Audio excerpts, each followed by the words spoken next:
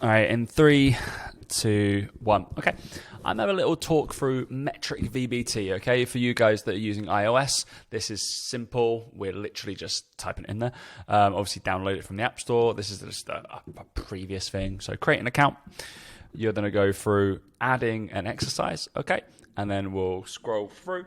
We'll basically see the exercise that we want to do. So we've got trap bar deadlifts. We'll enter in the kilos or pounds if you're using that, that you're going to be using. And then you'll see, this is my home setup, what will happen. It'll just go straight onto your video and gives you a little printout kind of display of this, right? So let's make me a little bit smaller. Put me down here. Okay. So whilst we go through that, so you'll see once we've entered the video, this is actually what will happen. You've got, excuse little me down there, but it's really bad on Canva.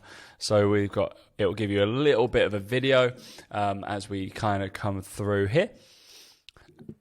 And boom, it's going to give me the velocity on the video post of what's happening. So this is going to measure what we're doing and lifting at speed-wise. Okay, so I'll be interested in that, especially when we're doing kind of private one-to-one coaching, but also throughout this, we can go into certain things in the VBT. So I've asked if you've got an iOS, you can use that, okay? So as we skip through, we'll get something that looks like this.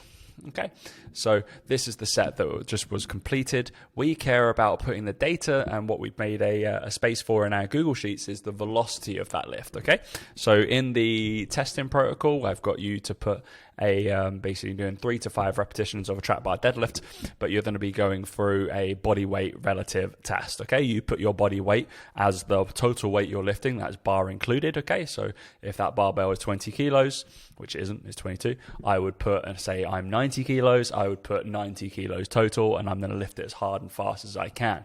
I'll probably spit out something between 1.2, 1.3 meters per second, but that is my score, okay, as the velocity. This is rep by rep.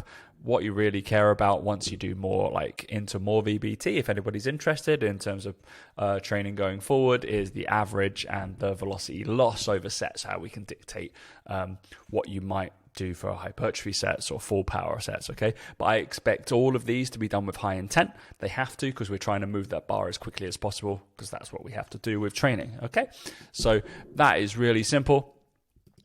As we look through, okay, so it looks at the consistency and range of motion as well, just in case we're lacking there. Okay, so that is a little quick summary. I'll go into more depth if we want to learn about VBT going forward, into more athletic based lifting instead of just lifting for the lifting's sake.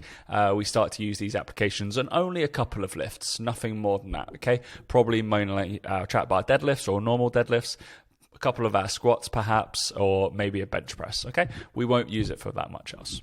Cool. But if it's on Android, unfortunately the app isn't there yet that I have access to, so we'll just use this one.